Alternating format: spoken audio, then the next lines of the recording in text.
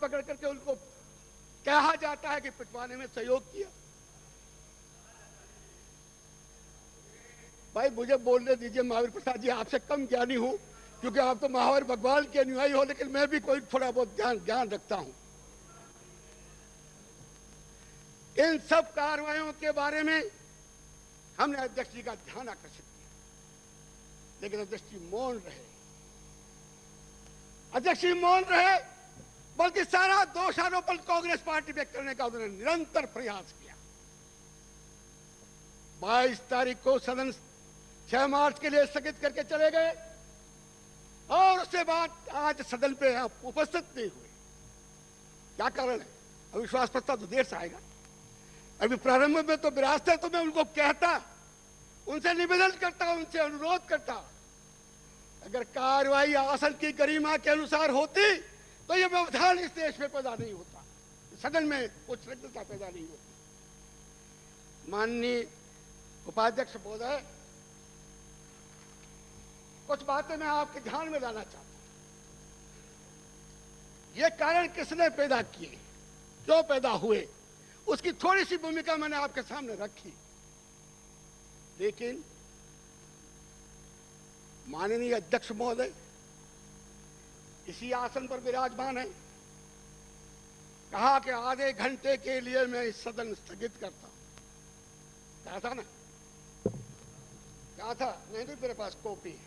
ये मामला बाद में आ रहा है, उस समय तक के लिए आप। सर मैं ये ध्यान आकर्षित कर रहा हूं कि किस तरह की कार्रवाई में रद्दोबदल किया जा रहा है। जो अधिकार अध्यक्ष महोदय को नहीं है, जो अधिकार सचिव महोदय को नहीं है, जो निर्णय इस सदन द्वारा, पवित्र सदन द्वारा किया गया, उसको उल्टा जा रहा है। आप ये कार्रवाई किस आधार पर करना चाहते हैं? माननीय उपाध्यक्ष महोदय, मैं वो लाइन पढ़ करके सुना रहा हूं।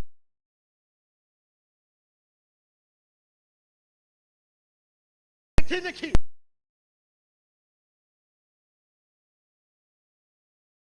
मुझे आज सौभाग्य प्राप्त हो गया। नेता महोदय बाहर चले गए, उनके कागज को ढूंढा तो ये कॉपी मिली। मैं उसकी तरफ आपका ध्यान खींचना चाहता हूं।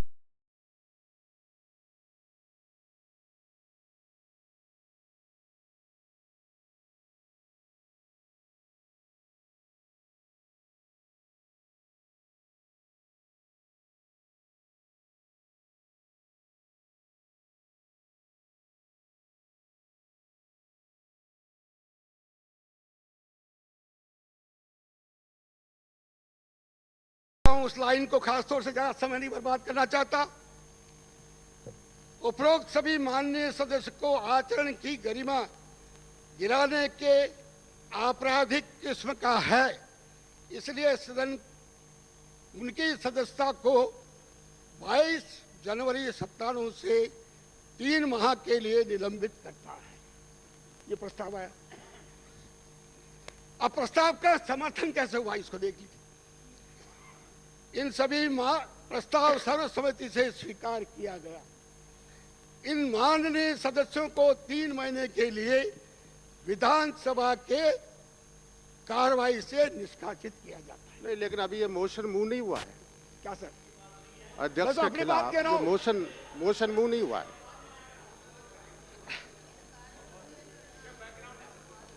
जो बैकग्राउंड है, उस बैकग्राउंड की तरफ मैं ले जाना चाहता हूं सदन को और आपको और सदन के नेता को।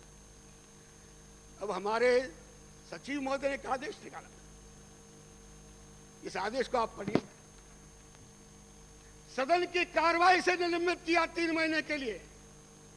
यहां कर दिया पूरे परिसर में, जिसमें गेट भी शामिल कर दिया, बैंक में शामिल कर दिया, उप भवन में शामिल कर दिया, लाइब्रेरी भी शामिल कर दी और ये चौपड़ भी कर दिया। अच्छा होता सचिव महोदय और अध्यक्ष महोदय छोटी चौपड़ और बड़ी चौपड़ को भी इसमें जोड़ देते तो ज्यादा फायदा हो जाता, ताकि ये सब प्रदर्शन बंद हो जाते। मैं पूछना चाहता हूं, हाउस सर्वोच्च है या विधानसभा का अध्यक्ष सर्वोच्च है? विधानसभा द्वारा पारित प्रस्ताव को संशोधन करने का अधिकार अध्यक्ष महोदय को नहीं। अध्यक्ष हमारे संविधान के कस्टोडियन है और उनके बड़े नियम उन पर लागू होते हैं। जो इस विधानसभा द्वारा पारित किए गए हैं, मैं आपका ध्यान रूल 292 की ओर आकर्षित करना चाहता हूं। रूल 292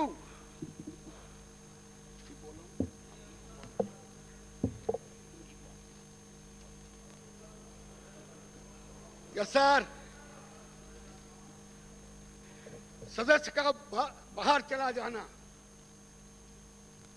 सदस्य का निलंबन, यदि अध्यक्ष आवश्यक समझे तो वह उस सदस्य को नाम ले सकेगा जो अध्यक्ष पीठ के प्राधिकार की उपेक्षा करे, जो हठपूर्वक और सदन के कार्य में बाधा डालकर सदन के नियमों का दुरुपयोग करे। अब इसका 2 है, यदि किसी सदस्य का अध्यक्ष द्वारा इस तरह नाम लिया जाए तो वह तुरंत प्रश्न रखेगा कि सदस्य जिसका नाम लेकर सत्र के अवशिष्ट काल तक सदन की सेवा से निलंबित किया जाए। रूल 292 है। अब आपने कर दिया 3 माह के लिए। ये 3 माह आपके पास कहां, किस अधिकार में आए, कौन सी कॉन्स्टिट्यूशन? मतलब सत्र जो ये चल रहा है इसके 90 दिन तो आज दिन तक हिंदुस्तान ये अवसान चला। 90 दिन तक तो यह आज दिन तक नहीं चला। आप कहते हैं कि सत्र के अंत तक निष्कासित करता हूं। मैं मानता कि रूल की अवहेलना की गई। अध्यक्ष महोदय के इस तरह से रूल की अवहेलना करने का कोई अधिकार नहीं है। इस सर्वोच्च सदन जो पवित्र सदन है उसके द्वारा किए गए निर्णय को उलटने का हमको कोई अधिकार नहीं।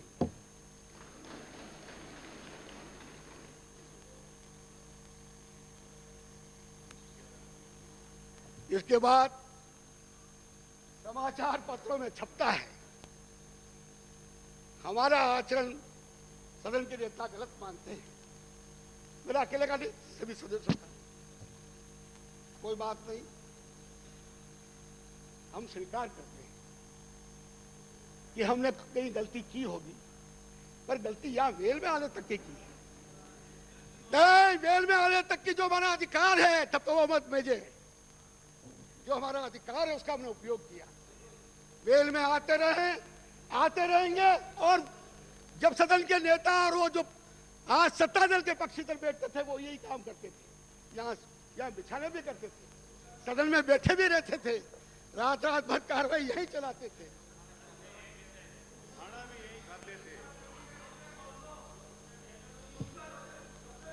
आपने धोती खोली है, आपने धोती खोली है। कृपया आप बीच में न बोलें। मैं सत्ता पक्ष के माननीय सदस्यों से निवेदन कर रहा हूं, बीच में व्यवधान न डालें, बोलने दें।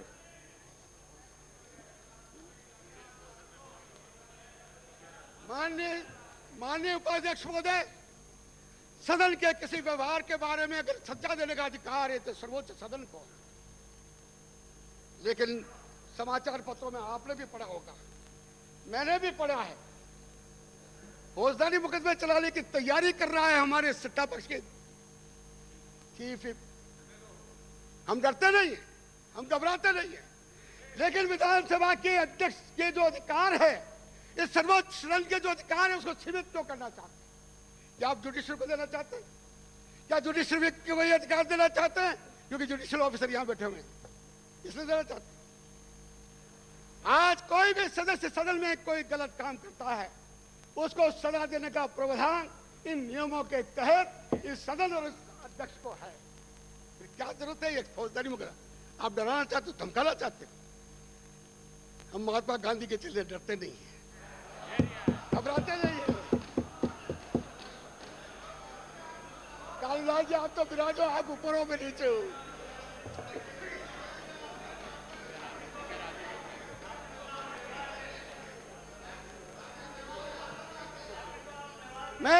मैं लंबा समय आपका नहीं खराब करूंगा। सुजान चंद्रा स्वामी के चेले हो? करिवाल जी वाह।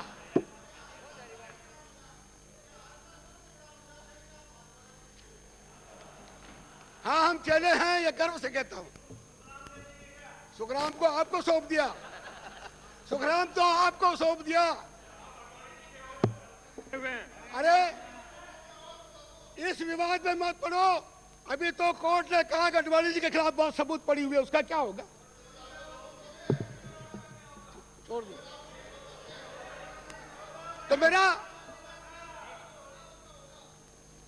मेरा नम्र निवेदन यह है कि 22 जनवरी को जो 5 विधायकों का निलंबन किया है और जो परिभाषा परिसर की अब लागू की है वो अवैधानिक है, इसको तत्काल वापस लिया जाए। दूसरा, उसके बाद 1 सेकंड, 11 और 5 16 सदस्यों के खिलाफ आपने विशेषाधिकार प्रस्ताव रखा है। मेरे ख्याल से यह आसन कस्टोडियन ऑफ द रूल्स है, कस्टोडियन ऑफ द कॉन्स्टिट्यूशन है।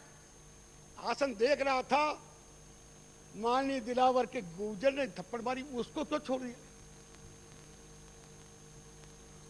आप सदन में शांति रखना चाहते हैं, सदन में व्यवहार ठीक रखना चाहते हैं, मिनिस्टर को थप्पड़ मार दे और मिनिस्टर दूसरों को मार दे, फिर वो उसमें नहीं आता है, वो प्रिविलेज में विशेषाधिकार के प्रश्न पर नहीं आता है।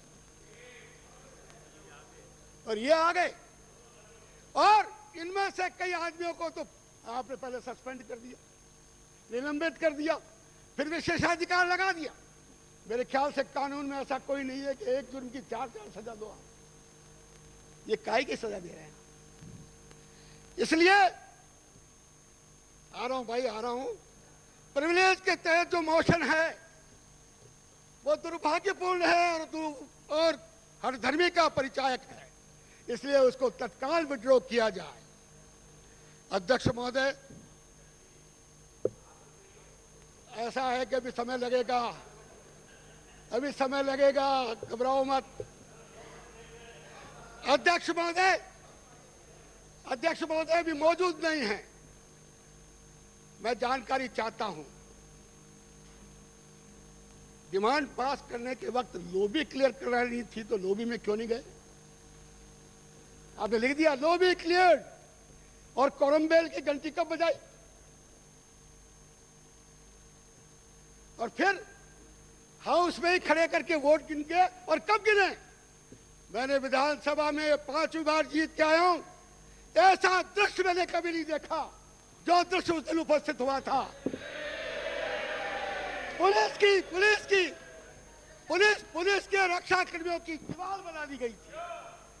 मेरे ख्याल से राजस्थान की विधानसभा के इतिहास में तो ऐसा नहीं हुआ, लेकिन देश की विधानसभाओं का भी मुझे ज्ञान है। ऐसा नाटकीय ढंग से पुलिस का घेरा डाल करके, पुलिस की दीवार बना करके प्रस्ताव पास करने का नजरिया क्या हमारी विधानसभा की गरिमा के अनुकूल था?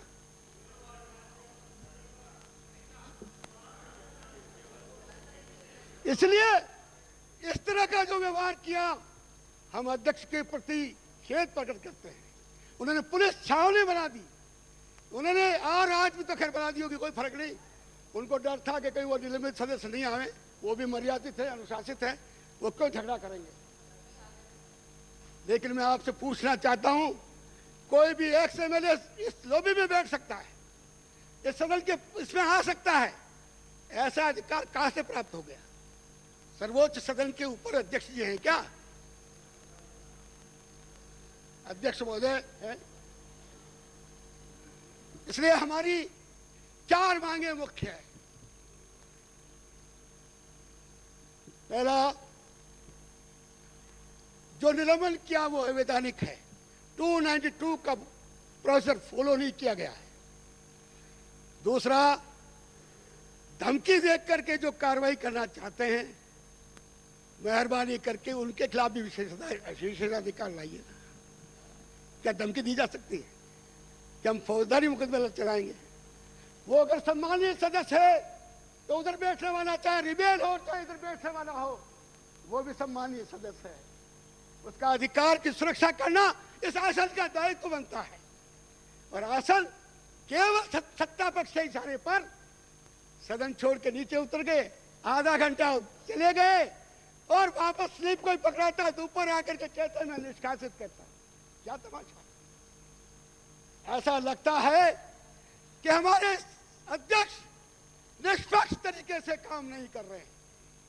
हमने जो विश्वास उनमें व्यक्त किया, जो संसदीय प्रणाली है उसमें उनको विशेषाधिकार नहीं है, विवेकाधीन अधिकार है। किताब में लाया भी कोट कर देता।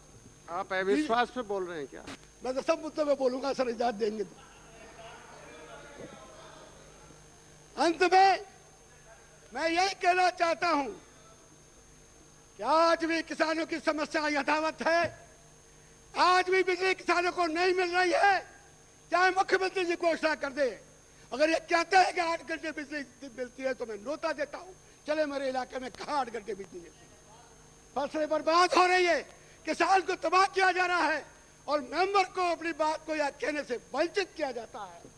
इन सब बातों को, कानून और व्यवस्था, महिलाओं पर अत्याचार, इन सब बातों को मैंने पहले कही है।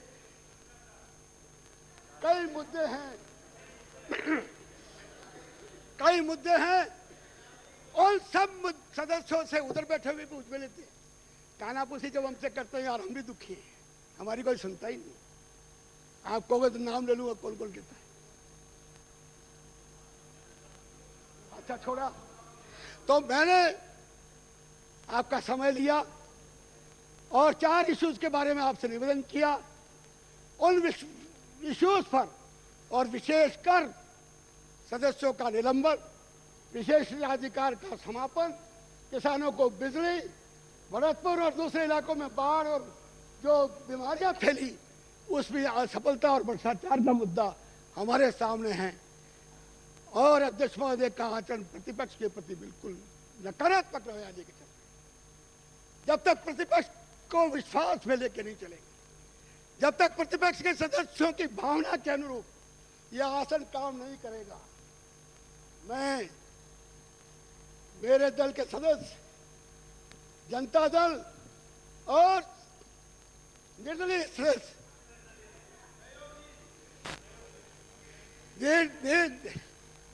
निर्दलीय सदस्य जो हमारे संबंध है और मार्क्सिस्ट कम्युनिस्ट पार्टी जिसको आज आप आने से मना कर दिया, यह आपका अंदरूनी झगड़ा है, आप तय कर लो, निकाल दो पार्टी से। मैं क्या रोकने जा रहा हूं? इन 5 मुद्दों पर जब तक फैसला नहीं होता, तो जैसा मैंने कहा, मैं और मेरा दल, जनता दल, निर्दलीय सदस्य और मार्क्सिस्ट कम्युनिस्ट पार्टी के सदस्य कार्रवाई का बहिष्कार करते हैं और सदन के मुख्य द्वार पर धरना देते हैं। सांकेतिक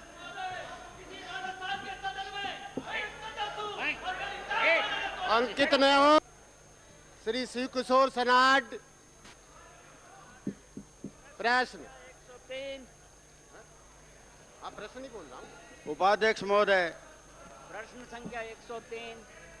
अभी प्रतिपक्ष के उपनेता महोदय ने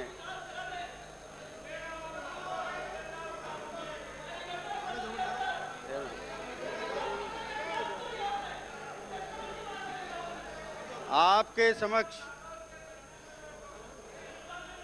अपने भाषण कृपया में शांति, कृपया शांत रहें। माननीय सदस्य, सदन के उपनेता बोल रहे हैं, शांत रहें। आपके समक्ष अपने भाषण में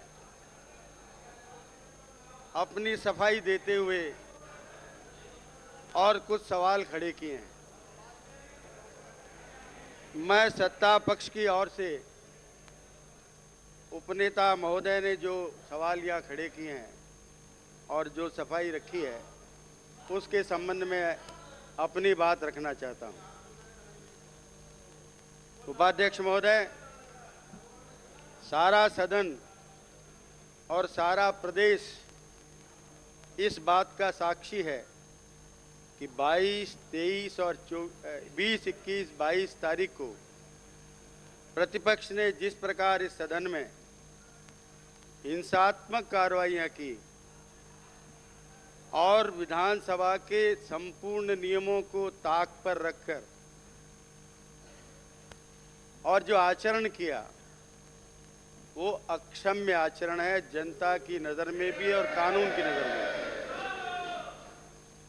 और उसके बावजूद भी वो आज ये कहना चाहते हैं कि हम बिजली के मामले में, बाढ़ के मामले में, भ्रष्टाचार के मामले में, महिलाओं के बारे में चर्चा करना चाहते हैं। उस समय भी हमने बार बार उनको निवेदन किया और 21 तारीख को तो 3 बार हमने हाउस एडजॉर्न किया। उनकी सारी बातें हमने मंजूर की और निवेदन किया कि आप इन विषयों पर चर्चा करिए। सरकार चाहती है कि इन विषयों पर चर्चा हो, लेकिन चर्चा करने के बजाय न केवल वो वेल में आकर हुल्लड़ मचाते रहे, बल्कि उन्होंने हिंसात्मक कार्रवाई भी विधानसभा में की, जो राजस्थान विधानसभा के इतिहास में पहले कभी नहीं। मान्यवर, उनका ये कहना कि हम इन विषयों पर चर्चा करना चाहते थे, ये सत्य नहीं है। सत्य यह है कि प्रतिपक्ष ने उस समय एक रणनीति बनाई थी कि राजस्थान में सरकार को गिराने के लिए विधानसभा में गुजरात जैसा माहौल खड़ा कर दिया जाए। महामहिम राज्यपाल महोदय को भाषण नहीं देने दिया जाए और वेल में आकर के हिंसात्मक उपद्रव किया जाए, ताकि केंद्र सरकार को ये रिपोर्ट भिजवाई जा सके कि विधानसभा में इन घटनाओं के कारण राजस्थान में संवैधानिक व्यवस्था असफल हो गई है और इसलिए इस राज्य सरकार को रहने का अधिकार नहीं है, उसको भंग किया जाए।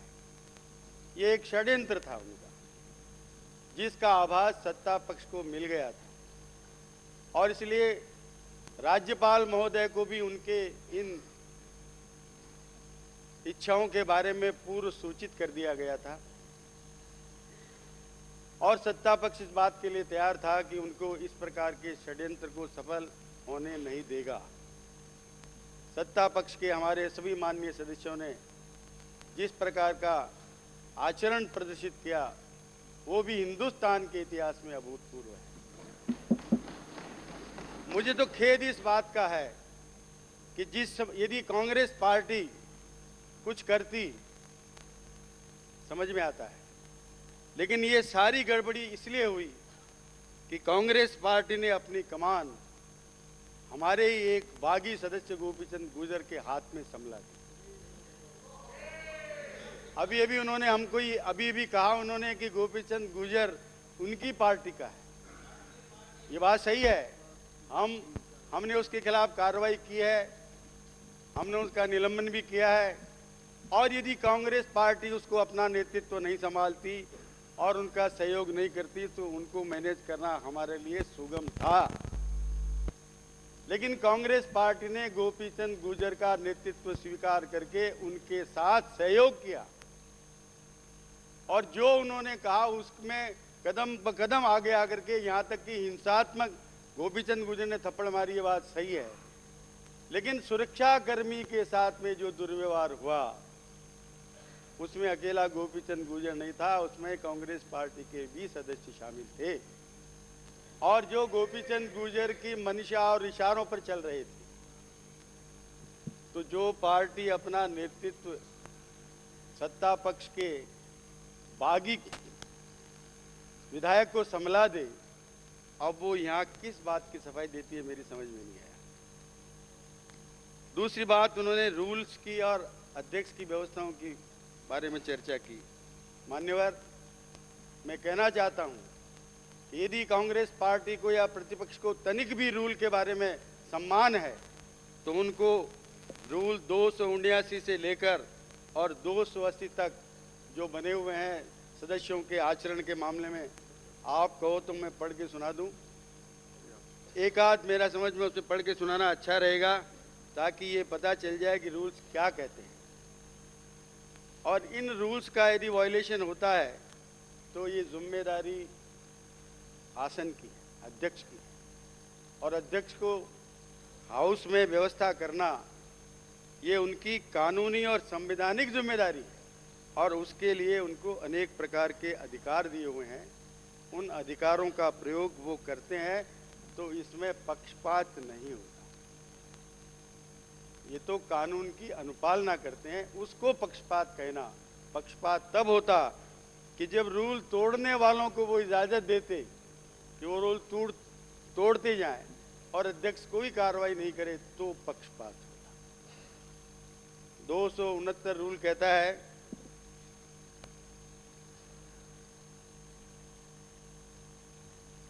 rules to be observed by members while present in house.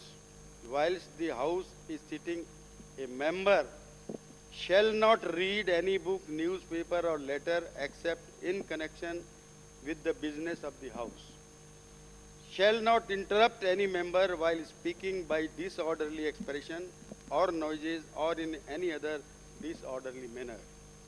Shall bow to the chair while entering or leaving the house, and also when taking or leaving his seat. Shall not pass between the chair and any member who is speaking. Shall not leave or enter or move in the house when the speaker is addressing the house.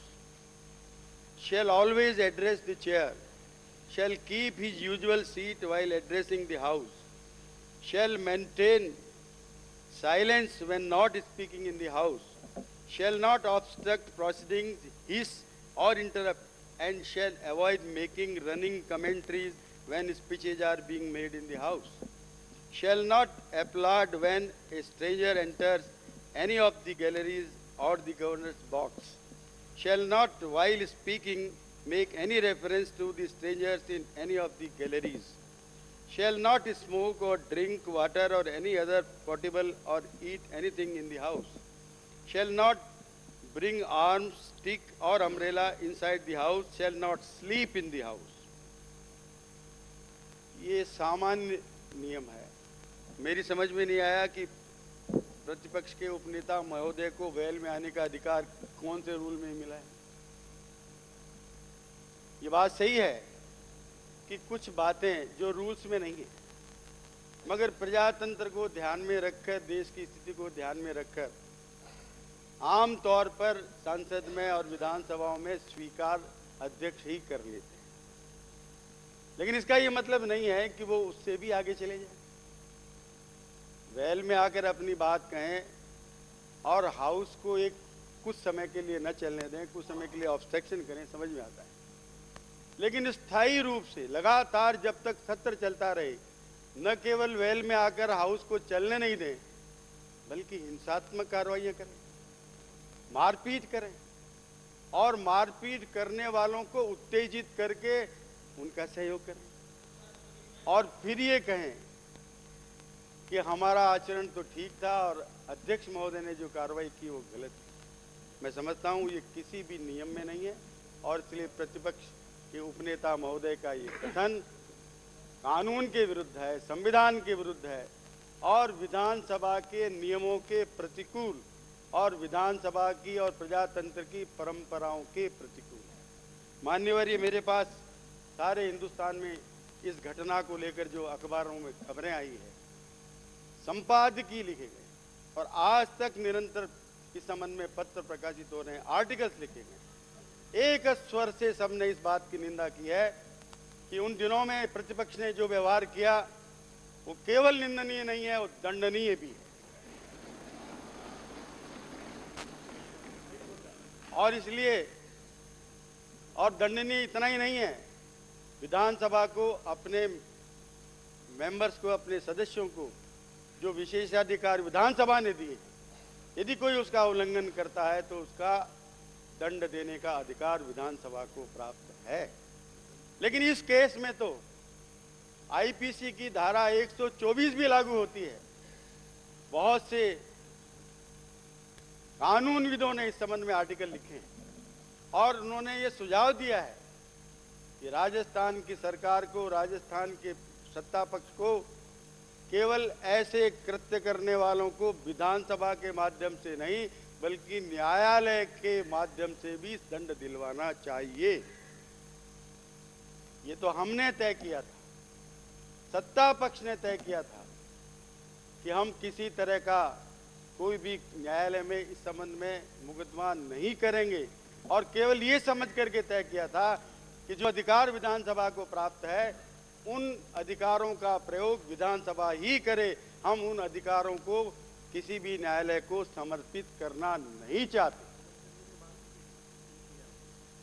उनकी तरफ से ये मांग आई थी कि आप मुकदमा कर दीजिए, लेकिन विधानसभा की गरिमा को रखने के लिए और प्रजातंत्र की गरिमा को रखने के लिए और जो हमारे संविधान की व्यवस्था है अलग अलग विधानसभा, कार्यपालिका और न्यायपालिका की, उसको ध्यान में रखकर हमने मुकदमा नहीं किया। लेकिन विधानसभा को दंड देने का अधिकार है। मान्यवर, उन्होंने ये कहा कि अध्यक्ष जी को एक दिन के लिए निलंबन करने का अधिकार है। इतने लंबे समय तक कैसे कर दिया?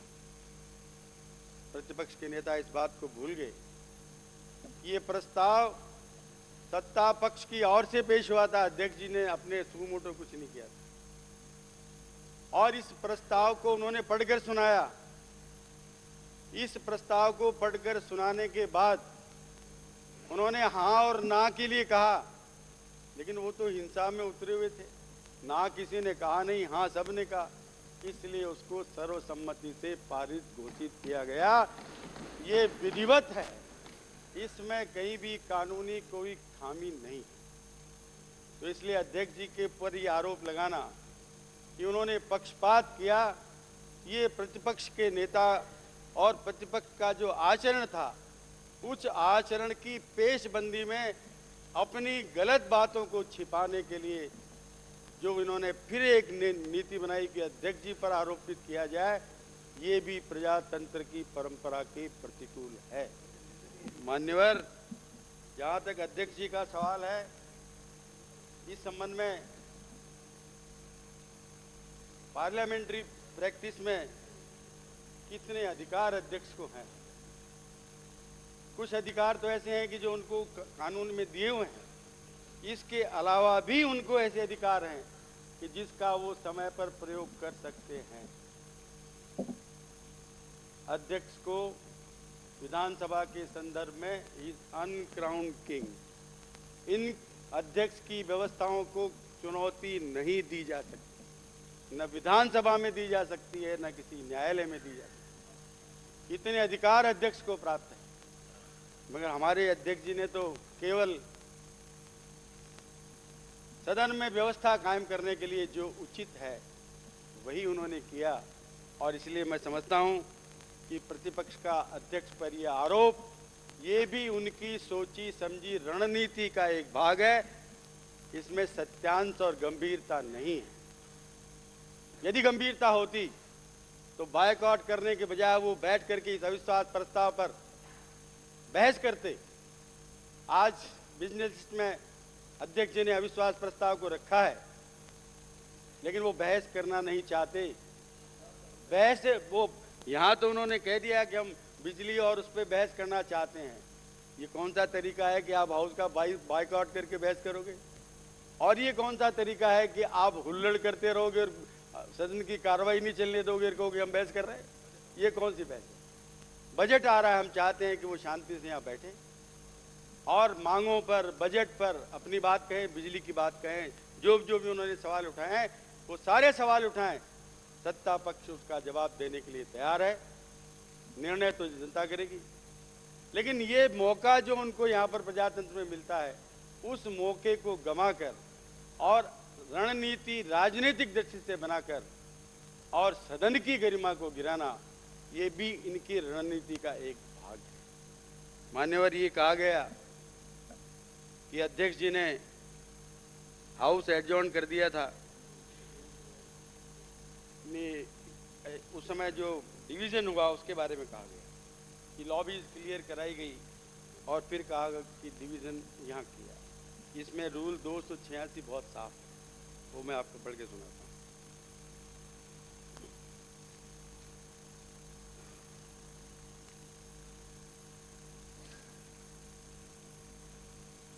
Division. On the conclusion of a debate, the speaker shall put the question and invite those who are in favor of the motion to say aye and those against the motion to say no. The speaker shall then say, I think the ayes or noes, as the case may be, have it. If the opinion of the speaker as to the decision of a question is not challenged, he shall say twice, the ayes or the noes, as the case may be, have it, and the question before the House shall be determined accordingly. If the opinion of the speaker as to the decision of a question is challenged, he shall order that the lobbies be cleared. देखिए ये पहली बात है कि जो order करना है नियम के मुताबिक, वो उन्होंने ऑर्डर दे दिया. फिर आता है, after the lapse of 2 minutes, he shall put the question a second time and declare whether in his opinion the ayes or the noes have it. वो भी उन्होंने किया. फिर तीसरा है, if the opinion is so declared is again challenged, he shall direct that the votes be recorded by the members going into the lobbies. इसमें एक proviso है, अब वो ये है, provided that if in the opinion of the speaker the division is unnecessarily claimed, he may ask the members who are for ayes and those for noes respectively to rise in their places, and on a count being taken, he may declare the determination of the House. In such a case, the names of the voters shall not be recorded. अध्यक्ष जी ने इस procedure को follow किया, क्योंकि उस समय प्रतिपक्ष हल्ला कर रहा था. आई जब उन्होंने कहा आई तो हमने आई में हाँ भरी, वो उन्होंने कुछ कहा ही नहीं. तो सवाल ये था कि अध्यक्ष जी को लगा कि नो आ ही नहीं रहा है तो लॉबीज में जाने की जरूरत नहीं, और इसलिए कितने लोग पक्ष में है इसकी संख्या आ जानी चाहिए.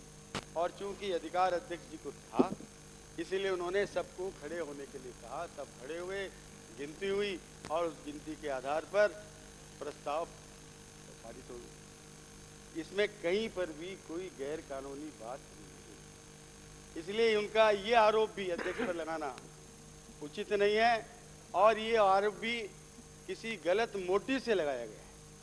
इसके पीछे भी कोई कानूनी या संवैधानिक आधार नहीं है.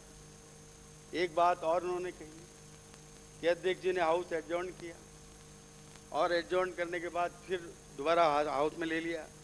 मान्यवर, इस संबंध में 2 नियम हैं जो बिल्कुल साफ है.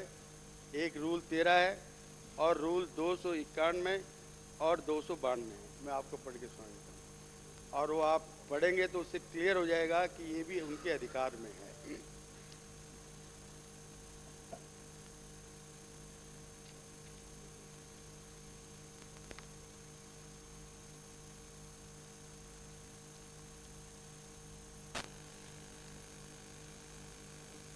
रूल 13 कहता है, adjournment of house. The speaker shall determine the time when a sitting of the House shall be adjourned, sine die, or to a particular day, or to an hour, or part of the same day, provided that the Speaker may, if he thinks fit, calls a sitting of the House before the date or time to which it has been adjourned, or at any time after the House has been adjourned, sine die.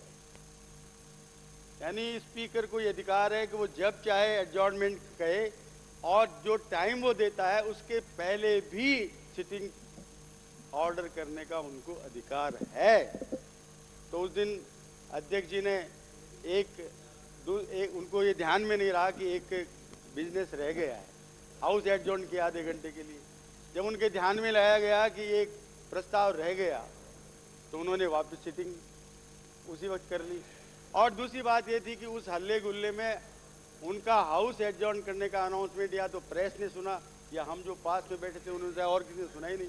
कोई आदमी सदन छोड़ के गया ही नहीं, तब यही बैठे थे, और अध्यक्ष जी भी नहीं गए. उनके ध्यान में आ गया तो उन्होंने उसी समय वो प्रस्ताव ले लिया. ऐसी सूरत में एडजॉर्नमेंट करने के बाद भी फिर से हाउस में बिजनेस रखना, ये आर्टिकल 13 में बिल्कुल स्पष्ट है, उनको अधिकार है. इसलिए अध्यक्ष जी ने किसी भी प्रकार से अपने अधिकारों का उल्लंघन नहीं किया या किसी तरह का पक्षपात नहीं किया, बल्कि नियमों को जो उसकी स्पिरिट है उस स्पिरिट के आधार पर ही उन्होंने कार्रवाई की है. मान्यवर, जहाँ तक अध्यक्ष जी का प्रश्न था, मैं समझता हूँ ये सवाल मैंने बहुत क्लियर कहे हैं।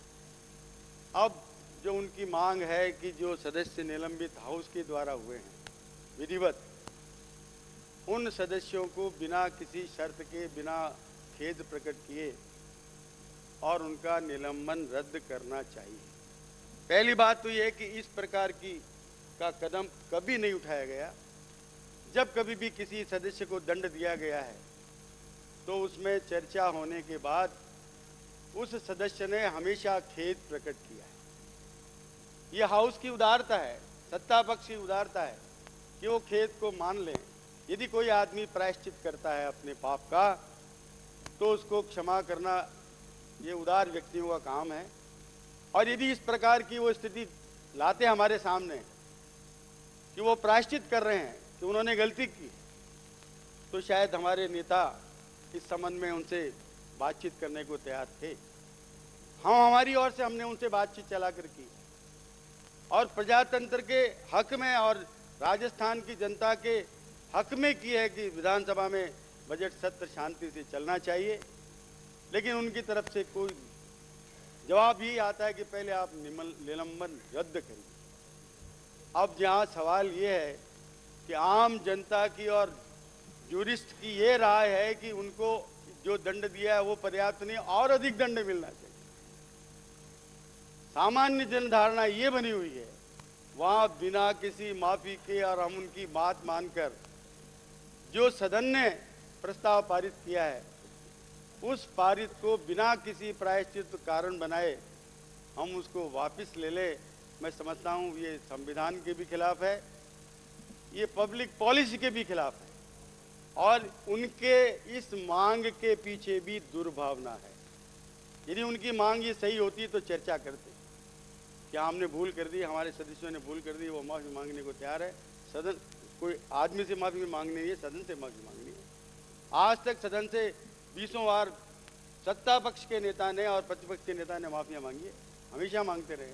जब कभी अव्यवस्था होती है तो नेता खड़े होकर के माफी मांगते हैं, अध्यक्ष जी से माफी मांगते हैं। अध्यक्ष जी को कठिनाई होती है, अध्यक्ष का पद ऐसा है कि यहाँ पर बैठ करके वो न्याय भी करेंगे तो जिसके पक्ष में नहीं होगा वो आरोप लगाएगा, जबकि इससे बचना चाहिए। अध्यक्ष को के बारे में, निष्पक्षता के बारे में अनावश्यक रूप से आरोप अपने मंतव्य को पूरा करने के लिए या हम जो चाहते थे वो हम नहीं कर पाए इसलिए हम अध्यक्ष जी को आरोपित करें, ये प्रवृत्ति ठीक नहीं है। यदि अध्यक्ष जी कानून का उल्लंघन करते हैं, कानून को ताक में रखते हैं, समझ में आती बात, लेकिन विधिवत कानून के मुताबिक कार्रवाई करने वाले पर इस तरह के आरोप लगाना ये ठीक नहीं है। यदि प्रतिपक्ष के नेता वास्तव में बातचीत करने में आतुर हैं तो हम उनका आमंत्रण करते हैं कि इन्हीं विषयों पर बैठ करके वो हमारे नेता से बात करें। लेकिन किसी भी बात करने के लिए पूर्व शर्त लगाना ये कोई बात की कामयाबी का लक्षण नहीं होता है। जब हम समझौता करने की बात करते हैं तो दोनों ओर से खुले दिमाग से बात होनी चाहिए। पहले कोई शर्त अपने मन में रख करके या सामने वाले पक्ष को दबा करके हम करें, ऐसा नहीं।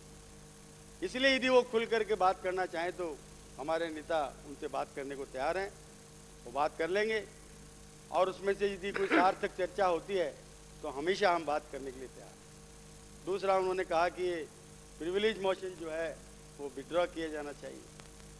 जैसा कि मैंने आपको पहले भी निवेदन किया, ये प्रिविलेज मोशन उन लोगों के खिलाफ आया है, नहीं, उन लोगों के खिलाफ आया है कि जिन्होंने हिंसात्मक कार्रवाई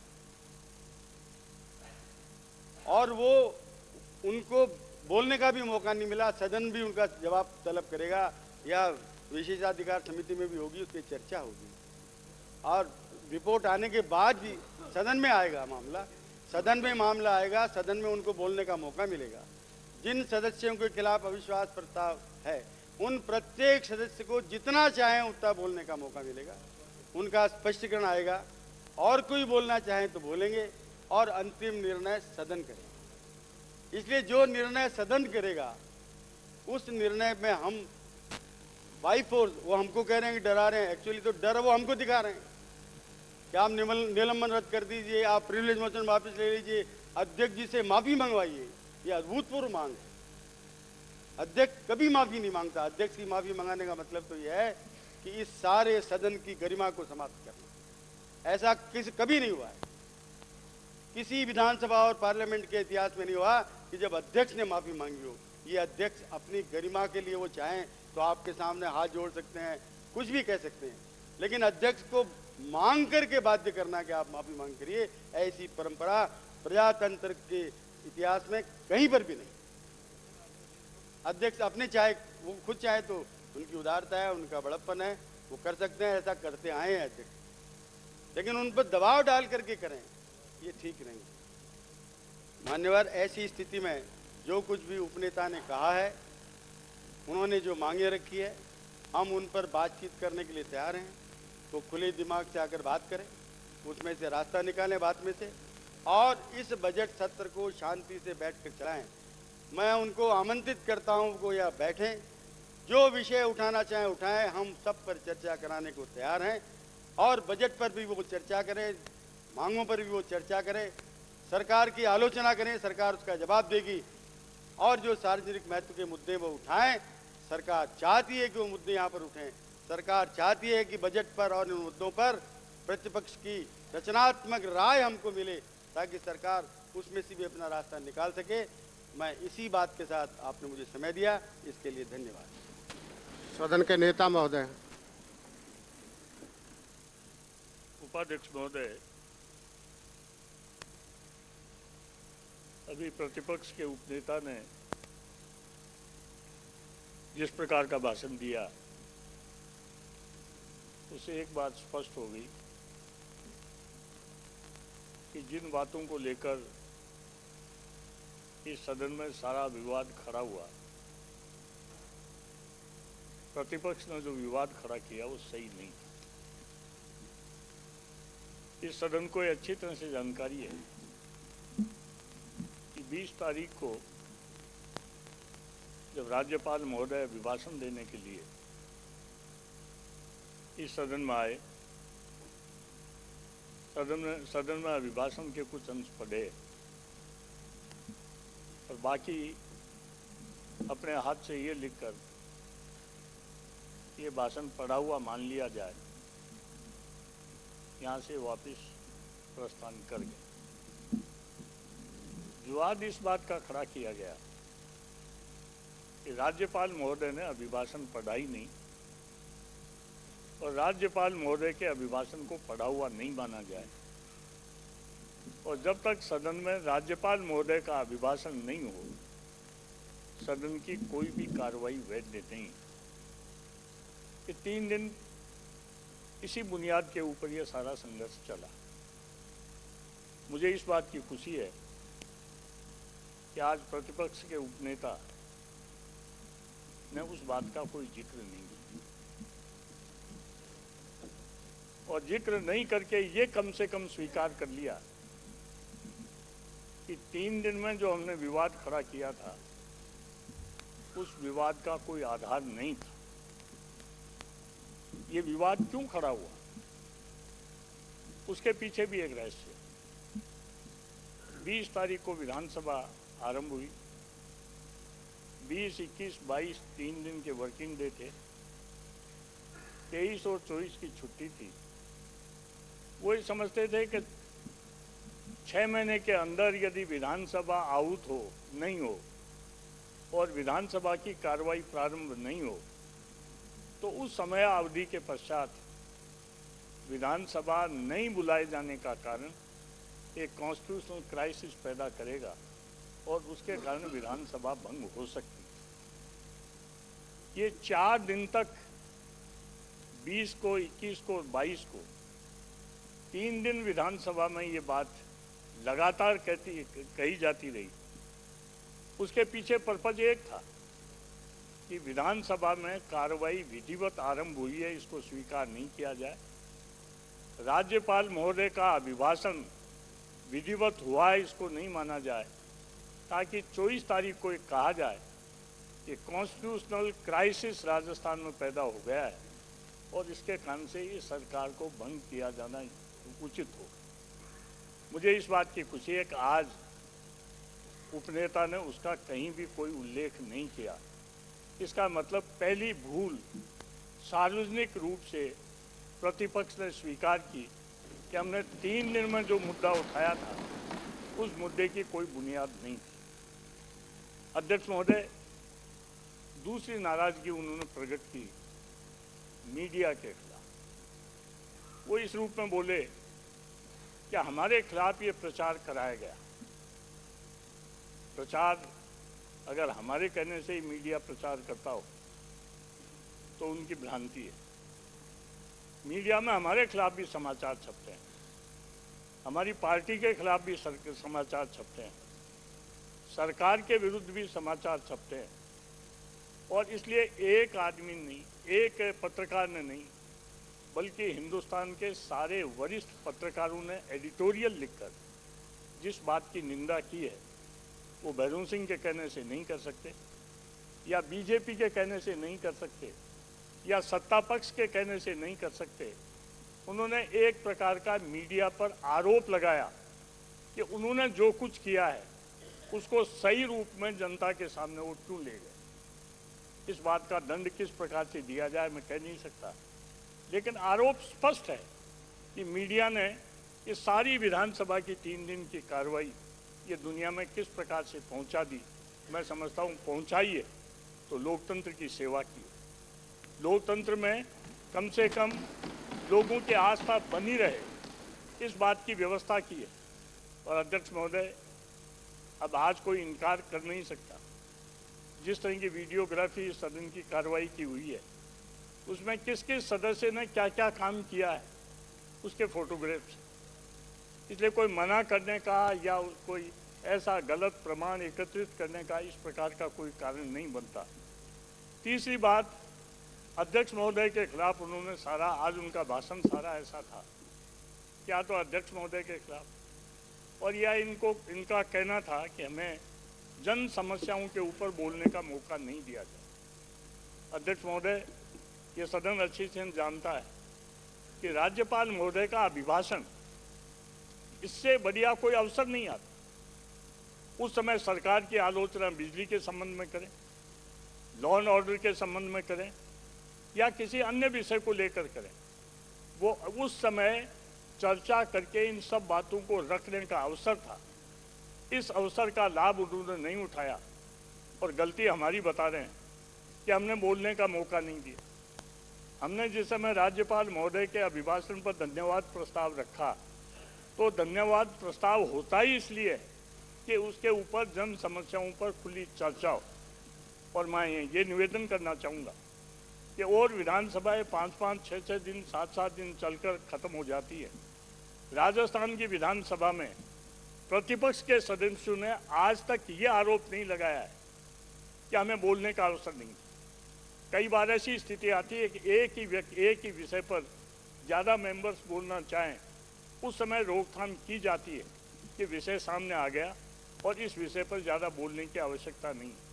यहाँ पर अध्यक्ष महोदय, राज्यपाल महोदय का अभिभाषण, बजट का भाषण, बजट पर आम चर्चा, उसके बाद में सप्लीमेंट्री डिमांड्स के ऊपर चर्चा, सप्लीमेंट्री डिमांड्स पर चर्चा, एप्रोप्रिएशन बिल के ऊपर चर्चा, क्वेश्चंस के थ्रू चर्चा, और सदन में आरंभ होने के साथ ही 0 आवर में सब प्रकार की व्यवस्थाएं की है। बल्कि मुझे तो कई बार इस बात की भी आपत्ति हुई कि अध्यक्ष महोदय को एक चिट दे दी, सरकार को पता नहीं चिट में क्या लिखा हुआ है, और चिट के ऊपर भाषण हो रहे हैं। जिस विधानसभा में इतनी स्वतंत्रता हो जन समस्याओं को उठाने की, इस विधानसभा में सत्ता पक्ष पर ये आरोप लगाया जाए कि हमको बोलने का अवसर नहीं दिया जाता, ये बात बिल्कुल गलत है। और विधानसभा का इतिहास और विधानसभा के रिकॉर्ड ये इस बात की गवाह है कि राज्य में किसी भी प्रकार की कोई घटना हो, कॉल अटेंशन नोटिस लेकर उठाते हैं, कई वो हाफ एन आवर डिस्कशन से उठाते हैं, वो 295 के अंदर तो लाइन खड़ी हो जाती है, उस लाइन से बोलते हैं, और फिर एडजॉर्नमेंट मोशन से बोलते हैं।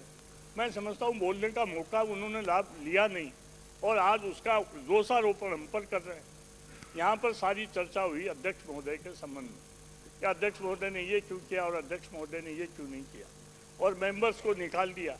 मुझे याद है अध्यक्ष महोदय विधानसभा का बड़ा पुराना सदस्य हूँ, राज्यपाल महोदय श्री संपूर्णानंद जी जब इस सदन में भाषण देने आए उनकी रोकथाम की गई।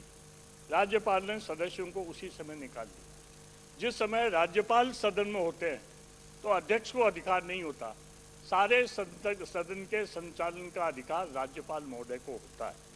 उनको निकालने के बाद में फिर सदन में प्रस्ताव लाया गया, प्रस्ताव लाकर उस पर चर्चा हुई और चर्चा होने के बाद शेष काल के लिए उनको सदन से निष्कासित कर दिया गया, सस्पेंड कर दिया गया। तो आज उस स्थिति में राज्यपाल महोदय यहाँ आए और राज्यपाल महोदय के उंगली में चोट आ जाए, राज्यपाल महोदय यहाँ से बाहर नहीं जा सकें, इस प्रकार का अवरोध पैदा किया जाए, आके सदन में हमारी भी जिम्मेदारी। और मैं पूनम चंद जी बिश्नोई को इस बात के लिए धन्यवाद देना नहीं रहूँगा कि उन्होंने इस हाउस में कहा कि ये सब चीज़ें रोकने का काम स्पीकर का, स्पीकर के पास मार्शल है, मार्शल का वो उपयोग करें और उपयोग करके सब प्रकार की व्यवस्थाएं करें। तो पूनम चंद जी जैसा अनुभवी आदमी जो इस पद के ऊपर कई वर्षों तक आसीन रहे, वो ये कहते हैं कि इस समय स्पीकर को ये सब कुछ काम करने का अधिकार है। आज वही मेंबर्स कहें तो अधिकार की कोई बात नहीं। अध्यक्ष महोदय, जिन मेंबर्स के संबंध में ये चर्चा आई उनका जिक्र कर दिया। ये सही है कि हमारे पास दुनिया भर से ये भी राय आई, लोगों की मांग भी थी। आज भी लोग मांग करते हैं कि विधानसभा की इस कार्रवाई में अगर इस प्रकार की कोई घटनाएं होती है तो उसमें विशेषाधिकार का प्रश्न उठाया जाए, या कोई चाहे तो क्रिमिनल केस भी रजिस्टर करा सकता है। हमारी पार्टी ने विचार करके कि हम अपने अधिकार पुलिस को या जुडिशरी को सरेंडर नहीं करेंगे, इस विधानसभा के अधिकार हैं, उन अधिकारों का प्रयोग करेंगे। मैं समझता हूँ ये पर्याप्त होगा कि इस सदन में सब प्रकार की कार्रवाई हो जाए। उसको बार बार रिपीट करने, आज तक कोई विधानसभा में भारतीय जनता पार्टी के किसी सदस्य ने ऑफिशियली नहीं कहा कि हम उसका क्रिमिनल केस रजिस्टर कराएंगे। सब कुछ है, लेकिन कोई ज्ञानवर्धन के लिए या सारी जानकारी करने के लिए किसी चीज़ का अध्ययन करें तो कोई आपत्ति नहीं है। और भी कई विधानसभाओं में इस प्रकार की स्थिति उत्पन्न पैदा हुई है। अध्यक्ष महोदय, आज अध्यक्ष महोदय के खिलाफ अविश्वास के प्रस्ताव का नोटिस दिया गया, वो एजेंडा में भी है। जो गुलाब सिंह जी ने यहाँ भाषण दिए, अच्छा होता कि अध्यक्ष महोदय के प्रति उनकी नाराजगी होती और अध्यक्ष महोदय ने जो किया वो अच्छा नहीं किया, अध्यक्ष महोदय ने पक्षपात किया, अध्यक्ष महोदय ने उनके साथ दुर्व्यवहार किया। यदि इस प्रकार की स्थिति होती तो आज वो प्रस्ताव सदन के अंदर रखते, उनको बाइकआउट करना था, कल कर लेते। इसमें कोई मुहूर्त तो निकला हुआ नहीं कि आज ही बाइकआउट करेंगे तब तो उनको सारा उसका फल मिलेगा। आज अध्यक्ष महोदय के खिलाफ जो यहाँ भड़ास निकाली वो सब मेंबर्स निकाल लेते, जवाब देते, हाउस उसका निर्णय कर लेता, निर्णय वोटिंग होती, निर्णय कर लेता, सब कुछ व्यवस्था हो जाती। अब वो इस स्थिति में आज वो यहाँ से क्या बाइकआउट बोले हैं, बहिष्कार बोले हैं क्या? मैं अब इसलिए मैं कहना चाहता हूँ कि अध्यक्ष महोदय के लिए इस प्रकार की चर्चा करना उनको शोभा नहीं दे। अध्यक्ष महोदय, इस सदन की ये परंपरा है, रूल्स की व्यवस्था है कि अध्यक्ष महोदय की आलोचना जिस रूप में उपनेता ने की है उस प्रकार की आलोचना वो नहीं करनी चाहिए थी। वह रूल्स में वर्जित है, संविधान में वर्जित है और इस सदन की गरिमा के विपरीत। अगर चर्चा करनी थी तो उनको बहुत बढ़िया अवसर मिला था, उस अवसर का वो लाभ उठाते। जहाँ तक जिन मेंबर्स ने जिनको निष्कासित किया गया है या जिनके खिलाफ निलंबित किया गया है या जिनके विरुद्ध विशेषाधिकार के प्रस्ताव पर चर्चा है, मैं समझता हूँ बाबड़ा साहब ने उसके ऊपर प्रकाश डाल दिया, मुझे कोई कहने की आवश्यकता नहीं। मैं ये चाहूँगा जरूर और मैं कोशिश भी करूँगा कि विपक्ष वापिस आकर यहाँ बैठे। बैठने में तरीका तो वही होगा जिससे सदन की मर्यादा बढ़े, गरिमा बढ़े, सदन को वो उच्च माने। आज वो एक बात कह गए कि हम सब गांधीवादी हैं। अब गांधीवादी हैं, अब इसके तो मुझे बहुत खुशी है। अब वो गांधीवाद में कहाँ लिखा हुआ है कि सिपाही आ जाए तो उसके कपड़े फाड़ दो, उसकी पैंट फाड़ दो, राज्यपाल के हाथ में से कागज छीन लो, राज्यपाल महोदय का जो लाउड स्पीकर या माइक था उसको माइक को तोड़ दो। ये कौन सा गांधीवाद है? मैं विपक्ष के उपनेता से कहूँगा कि गांधीवाद में जो इस प्रकार की परिभाषाएं हैं हमने तो दूसरी गांधी जी की पुस्तकें पढ़ी है। यदि उस पुस्तक को भी हमें उपलब्ध करा दें तो हमारा भी ज्ञानवर्धन हो जाएगा, जिसके आधार पर ये सारी चर्चाएं होती है।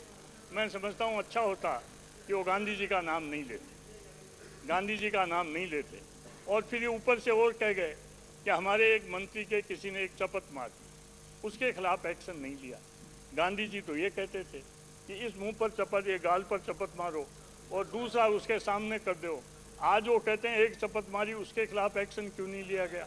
मेरे समझ में नहीं आता है गांधीवाद कौन सा है और कौन से गांधीवाद की चर्चा कर रहे हैं। अध्यक्ष महोदय, मैं इतना ही कहना चाहूँगा, अब आप वो ये समझते हैं कि प्रिविलेज मोशन के नाम से हमने किसी को धमकी दी है।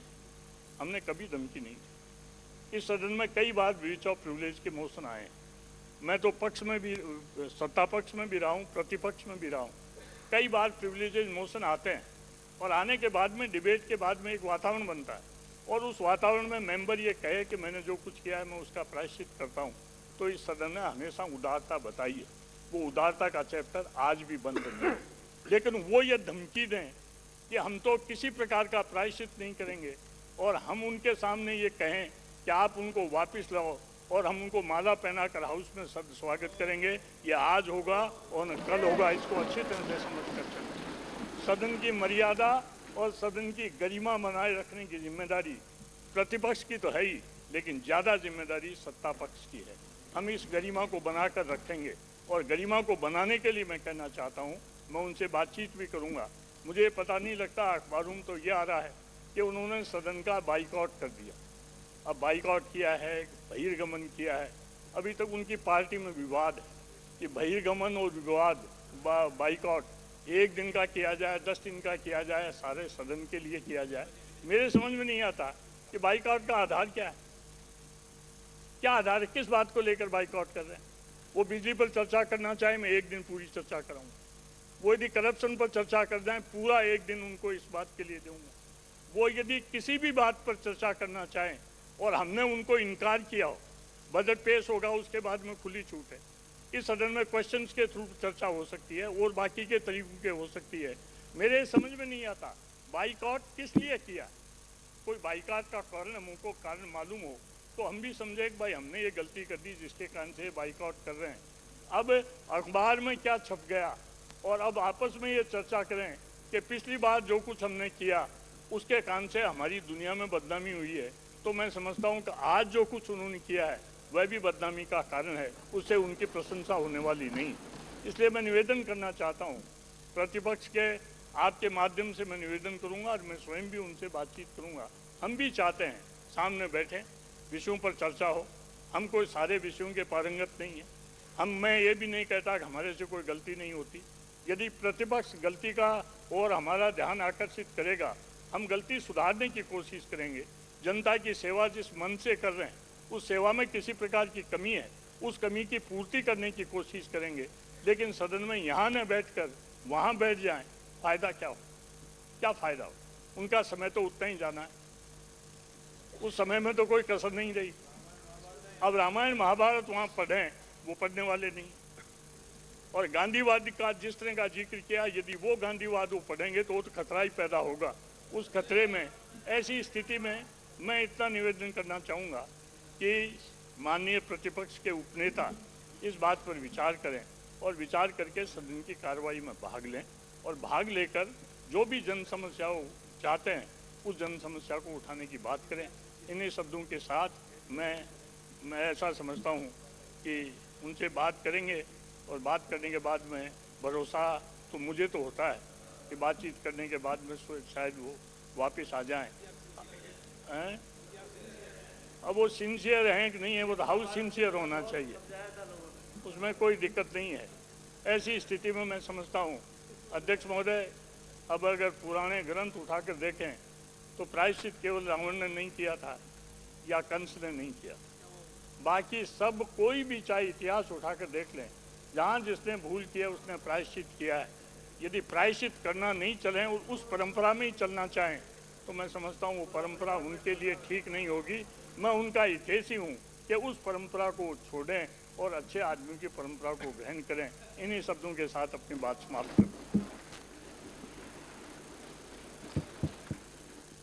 स्थगन प्रस्ताव पर व्यवस्था। मुझे माननीय सदस्यों को सूचित करना है कि निम्नांकित स्थगन प्रस्ताव की सूचना प्राप्त हुई है। श्री रामनारायण मीणा, सदस्य विधानसभा की ओर से राजस्थान राज्य विद्युत मंडल में कर्मचारियों की कथित कमी के कारण ग्रामीण उपभोक्ताओं को बिल समय पर नहीं मिलने से हो रही परेशानी के संबंध में श्री भीमराज भाटी, सदस्य विधानसभा की ओर से राज्य के विभिन्न जिलों में नील गायों रोजड़ों की बढ़ती संख्या एवं उनके द्वारा खड़ी फसलों को नुकसान पहुंचाने से किसानों को हो रही परेशानी के संबंध में उपरोक्त स्थगन प्रस्ताव पर राज्य सरकार से जानकारी प्राप्त की जा रही है और जानकारी प्राप्त होने पर निर्णय लिया जाएगा। मुझे माननीय सदस्यों को ये भी सूचित करना है कि निम्नांकित स्थगन प्रस्ताव के संबंध में राज्य सरकार से जानकारी प्राप्त हुई है।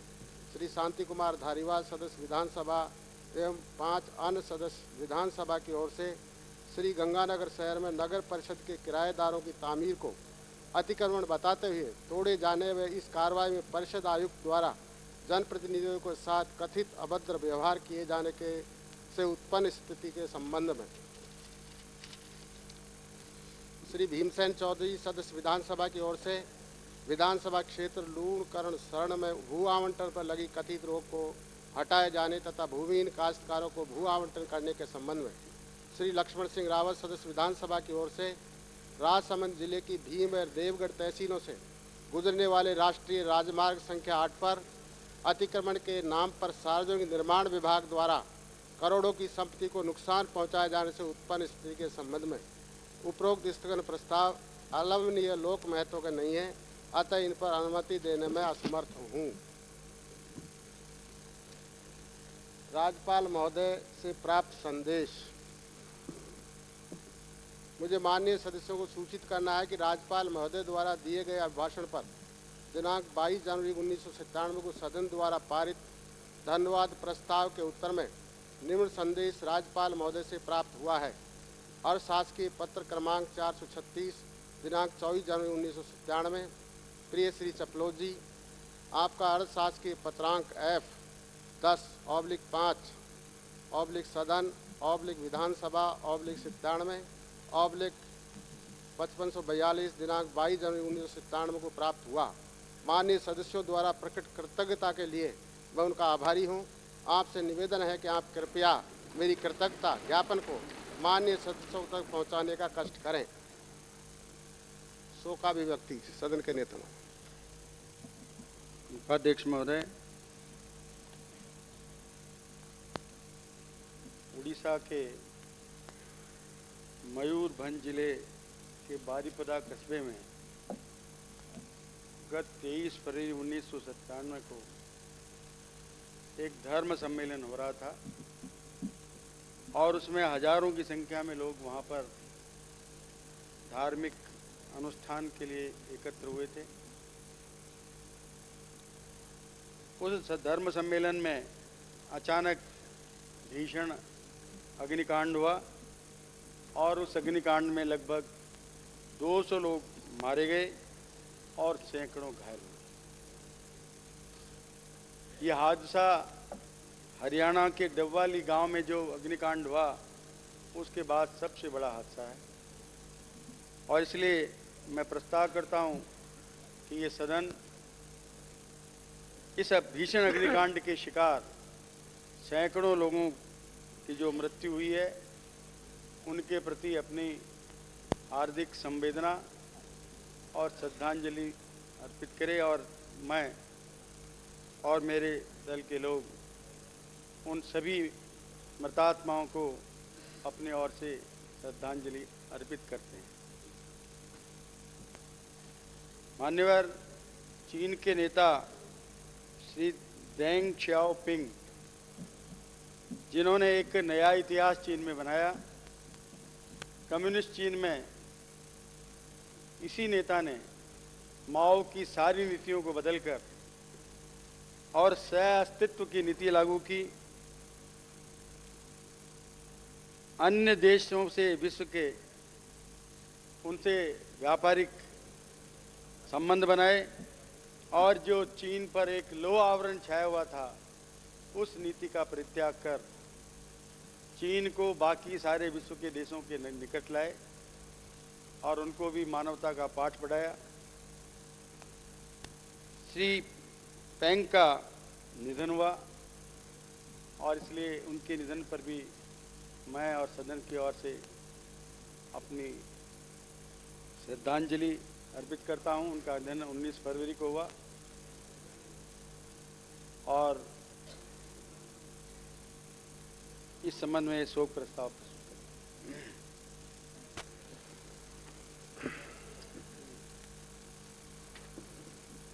माननीय सदस्यगण, सौभाग्य व्यक्ति के इस अवसर पर इस सदन में माननीय सदन के नेता, अन्य दलों के नेताओं एवं सदस्यों ने उड़ीसा में धर्म सम्मेलन में हुए अग्निकांड में मारे गए लोगों तथा चीन के प्रसिद्ध नेता श्री देंग शियोपिंग के प्रति जो शोक प्रस्ताव प्रस्तुत किया है और संवेदना प्रकट की है, उसमें मैं अपने आप को भारी दिल से सम्मिलित करता हूँ। उड़ीसा के मयूरभंज जिले के बारीपदा कस्बे में एक त्रिदिवसीय धर्म सम्मेलन के आखिरी दिन 23 फरवरी 1997 को हुए भीषण अग्निकांड में 200 से अधिक लोग मारे गए तथा सैकड़ों लोग घायल हो गए। वारीपदा की ये त्रादशी हरियाणा के डबवाली गांव के बाद इस दशक की अग्निकांड की दूसरी बड़ी दुखद घटना है। चीन के वयोवृद्ध नेता श्री देंग शियोपिंग चीन के आधुनिकीकरण और आर्थिक सुधारों के मार्ग पर ले जाने वाले सर्वोच्च नेता थे। आधुनिक चीन के जनक के रूप में विश्व में विख्यात रहे श्री देंग ने चीन की ली आवरण नीति को त्याग कर आर्थिक सुधारों को लागू किया तथा उनके नेतृत्व और सुधारों से ही उनके देश करोड़ों लोगों के जीवन स्तर में सुधार आया। वर्ष 1988 में पूर्व प्रधानमंत्री श्री राजीव गांधी की चीन यात्रा के समय श्री देंग से हुई ऐतिहासिक मुलाकात ने भारत चीन संबंधों को नई दिशा देने में महत्वपूर्ण भूमिका निभाई। श्री देंग दोनों देशों के मध्य आर्थिक विकास तथा शांतिपूर्ण सहअस्तित्व के सिद्धांतों पर आधारित नए अंतर्राष्ट्रीय राजनीतिक संबंध स्थापित करने हेतु भारत और चीन के मध्य सक्रिय सहयोग के पक्षधर थे। मौत से तुंग की अवधारणा का सदा अनुकरण करने वाले श्री देंग हमेशा सादगी पसंद रहे। 93 वर्षीय श्री देंग पिंग का लंबी बीमारी के बाद 19 फरवरी 1997 को निधन हो गया। मैं दिवंगत सभी व्यक्तियों को अपनी ओर से और इस सदन के समस्त माननीय सदस्यों की ओर से श्रद्धांजलि अर्पित करता हूं। मैं ईश्वर से प्रार्थना करता हूं कि उनकी आत्मा को शांति प्रदान करें और उनके शोक संतप्त परिजनों को उनका विषय सहन करने की शक्ति दे। मैं माननीय सदस्यों से कृपया 2 मिनट के लिए खड़े होने के लिए निवेदन करूंगा।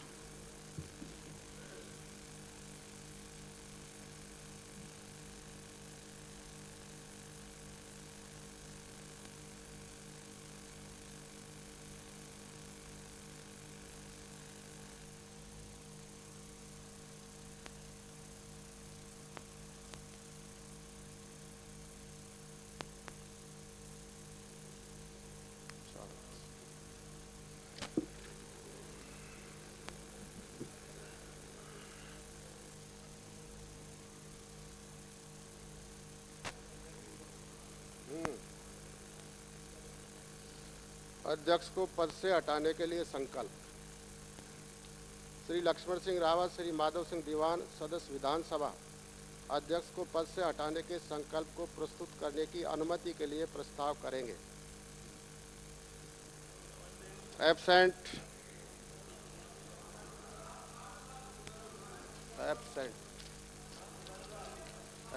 अनुपस्थित है। हाँ, मैंने पुकार दिया ना, नाम पुकार दिया।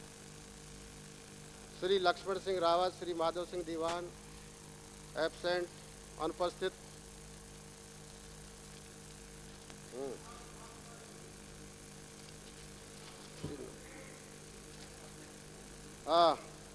सदन की मेज पर रखे जाने वाले पत्रादि अधिसूचना। श्री हरिशंकर भावड़ा उप मुख्यमंत्री वित्त विभाग की 15 अधिसूचनाएं सदन की मेज पर रखेंगे। साथ साथ श्री हरिशंकर भावड़ा उप मुख्यमंत्री कार्मिक विभाग की एक अधिसूचना सदन की मेज पर रखेंगे। उपाध्यक्ष महोदय, मैं कार्यसूची में किए गए उल्लेख के अनुसार वित्त विभाग की 15 अधिसूचनाएं सदन की मेज पर रखता हूं। उपाध्यक्ष महोदय, आपके आदेश से मैं कार्मिक विभाग की अधिसूचना संख्या F6/11/कार्मिक/3/95 दिनांक 25/9/96 जिसके द्वारा राजस्थान लोकायुक्त और उप लोकायुक्त कार्रवाई नियम 1974 में संशोधन किए गए हैं, सदन की मेज पर रखा। श्री नाथू सिंह गुर्जर ग्रामीण विकास एवं पंचायत राज मंत्री ग्रामीण विकास एवं पंचायत विभाग की 2 अधिसूचनाएं सदन की मेज पर रखेंगे। माननीय अध्यक्ष महोदय, मैं कार्यसूची में किए गए उल्लेख के अनुसार ग्रामीण विकास एवं पंचायत विभाग की 2 अधिसूचनाएं सदन की मेज पर रखता हूं। श्री रोहतास कुमार परिवहन राज्य मंत्री परिवहन विभाग की एक अधिसूचना सदन की मेज पर रखेंगे। माननीय अध्यक्ष महोदय, मैं परिवहन विभाग की अधिसूचना संख्या 7/94 दिनांक 16/1/97 जिसके द्वारा राजस्थान मोटरयान नियम 1990 में संशोधन किए गए हैं, सदन की मेज पर रखता हूं। प्रतिवेदन श्री हरिशंकर भावड़ा उप मुख्यमंत्री राजस्थान वित्त निगम जयपुर के लेखों पर अंकेक्षण प्रतिवेदन एवं राजस्थान राज्य Ganganagar sugar mill limited Jaipur का वार्षिक प्रतिवेदन सदन की मेज पर रखेंगे। उपाध्यक्ष महोदय, मैं राजस्थान वित्त निगम जयपुर के लेखों पर अंकेक्षण प्रतिवेदन वर्ष 1995-96 एवं राजस्थान राज्य Ganganagar sugar mills limited Jaipur का वार्षिक प्रतिवेदन वर्ष 1995-96 सदन की मेज पर रखता हूँ। विधायी कार्य पूर्व स्थापित किए जाने वाले विधेयक राजस्थान विधिया निरसन विधेयक 1997। श्री कैलाश मेघवाल प्रभारी मंत्री राजस्थान विधिया निरसन विधेयक 1997 को पूर्व स्थापित करने की आज्ञा के लिए प्रस्ताव करेंगे। उपाध्यक्ष महोदय, मैं राजस्थान विधिया निरसन विधेयक 1997 को पुनर्स्थापित करने की आज्ञा के लिए प्रस्ताव करता हूं। प्रश्न ये है कि राजस्थान विधिया निरसन विधेयक 1997 को पूर्व स्थापित करने की अनुमति प्रदान की जाए। जो पक्ष में हाँ कहें, जो विपक्ष में ना कहें। हाँ पक्ष जीता विधेयक को पूर्व स्थापित करने की अनुमति प्रदान की गई। प्रभारी मंत्री विधेयक को पूर्व स्थापित भी करेंगे। उपाध्यक्ष महोदय, मैं राजस्थान विधिया निरसन विधेयक 1997 को पुनः स्थापित करता हूं। राजस्थान कृषि जोतों पर अधिकतम सीमा अधिरोपण संशोधन विधेयक 1997। श्री गंगाराम चौधरी प्रभारी मंत्री राजस्थान कृषि जोतों पर अधिकतम सीमा अधिरोपण संशोधन विधेयक 1997 को पूर्व स्थापित करने की आज्ञा के लिए प्रस्ताव करेंगे। उपाध्यक्ष महोदय, मैं राजस्थान कृषि जोतों पर अधिकतम सीमा अधिरोपण संशोधन विधेयक 1997 को प्रस्तावित करने की आज्ञा के लिए प्रस्ताव करता हूं। प्रश्न ये कि राजस्थान कृषि जोतों पर अधिकतम सीमा अधिरोपण संशोधन विधेयक 1997 को पूर्व स्थापित करने की अनुमति प्रदान की जाए। जो पक्ष में हाँ कहें, जो विपक्ष में ना कहें।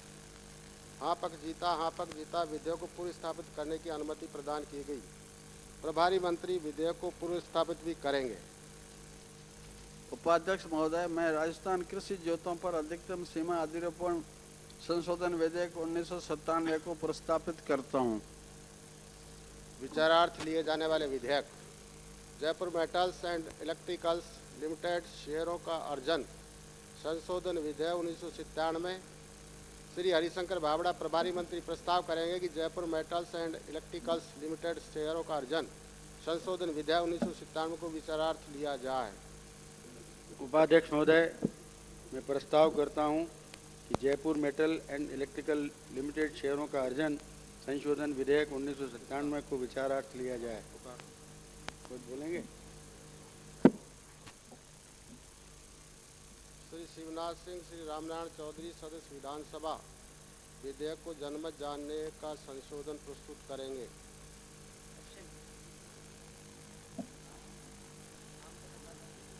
श्री शिवनाथ सिंह श्री रामनारायण चौधरी। प्रश्न ये है कि Jaipur metals and electricals limited शेयरों का अर्जन संशोधन विधेयक 1997 को विचारार्थ लिया जाए। जो पक्ष में हाँ कहें, जो विपक्ष में ना कहें। हाँ पक्ष जीता विधेयक विचारार्थ लिया गया।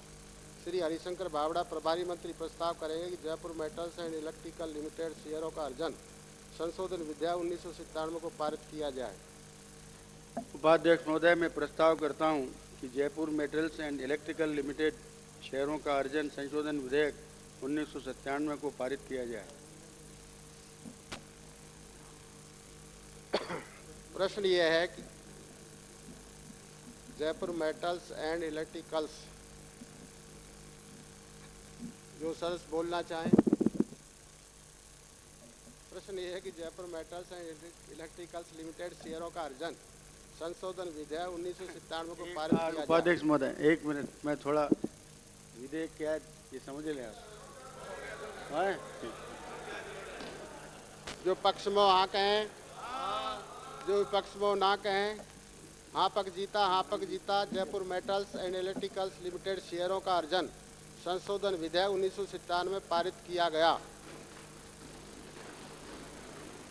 राजस्थान भू राजस्व संशोधन विधेयक 1997 में श्री गंगाराम चौधरी प्रभारी मंत्री प्रस्ताव करेंगे कि राजस्थान भू राजस्व संशोधन विधेयक 1997 को विचारार्थ लिया जाए। उपाध्यक्ष महोदय, मैं प्रस्ताव करता हूं कि राजस्थान भू राजस्व संशोधन विधेयक 1997 को विचारार्थ लिया जाए। श्री शिवनाथ सिंह, श्री रामनारायण चौधरी सदस्य विधानसभा विधेयक को एक प्रवर समिति को निर्दिष्ट किए जाने का संशोधन प्रस्ताव प्रस्तुत करेंगे।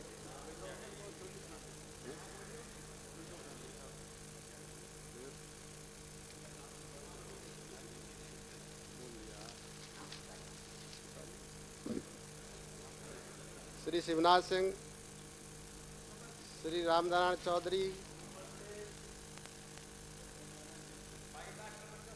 श्री गंगाराम चौधरी प्रभारी मंत्री प्रस्ताव करेंगे कि राजस्थान भू राजस्व संशोधन विधेयक 1997 को पारित किया जाए। उपाध्यक्ष महोदय, मैं प्रस्ताव करता हूं कि राजस्थान भू राजस्व संशोधन विधेयक 1997 को पारित किया जाए। विचारार्थ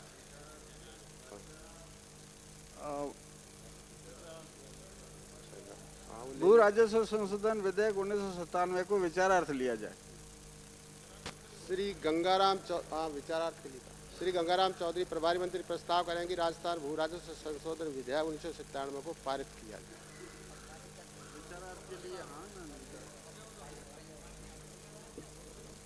उपाध्यक्ष महोदय, मैं प्रस्ताव करता हूं कि राजस्थान भू राजस्व संशोधन विधेयक 1997 को पारित किया जाए। प्रश्न ये कि राजस्थान भू राजस्व संशोधन विधेयक 1997 को पारित किया जाए। जो पक्ष में हाँ कहें, जो विपक्ष में ना कहें।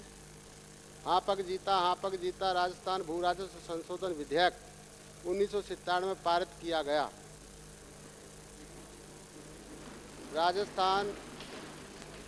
राजस्थान अभिधृति संशोधन विधेयक 1997 में श्री गंगाराम चौधरी प्रभारी मंत्री प्रस्ताव करेंगे कि राजस्थान अधिकृति संशोधन विधेयक 1997 को विचारार्थ लिया जाए।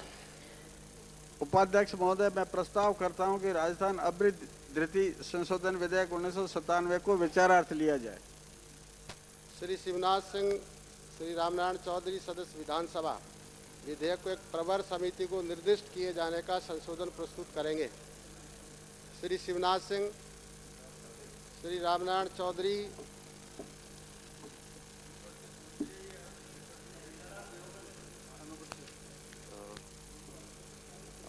प्रश्न ये है कि राजस्थान अधिकृति संशोधन विधेयक 1997 को विचारार्थ लिया जाए।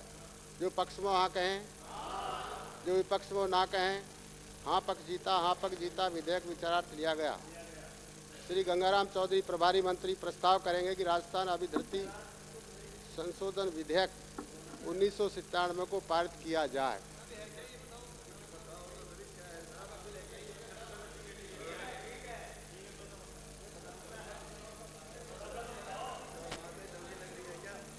कुछ कहना पड़ेगा क्या?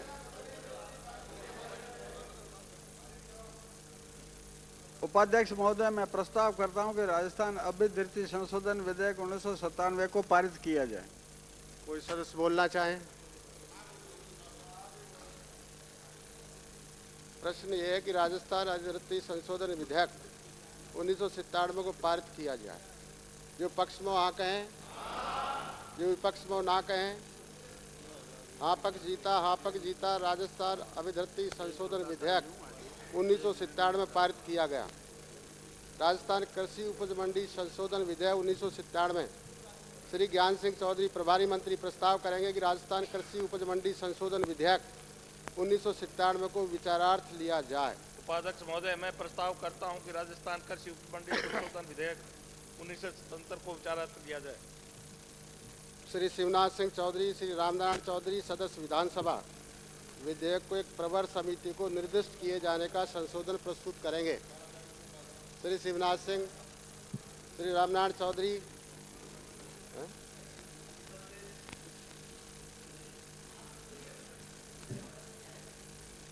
अनुपस्थित। प्रश्न ये कि राजस्थान कृषि उपज मंडी संशोधन विधेयक 1997 को विचारार्थ लिया जाए। जो पक्ष में हाँ कहें, जो विपक्ष में ना कहें। हाँ पक्ष जीता, विधेयक विचारार्थ लिया गया। श्री ज्ञान सिंह चौधरी प्रभारी मंत्री प्रस्ताव करेंगे कि राजस्थान कृषि उपज मंडी संशोधन विधेयक 1997 को पारित किया जाए। उपाध्यक्ष महोदय, मैं प्रस्ताव करता हूं कि राजस्थान कृषि उपज मंडी संशोधन विधेयक 1997 को पारित किया जाए। कोई माननीय सदस्य बोलना चाहे?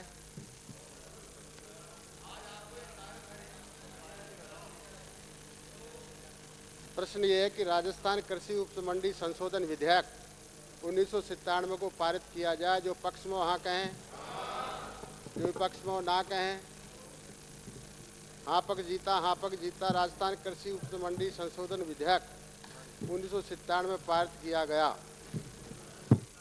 सदन की कार्रवाई सोमवार दिनांक 10 मार्च 1997 के प्रातः 11 बजे तक के लिए स्थगित की जाती है।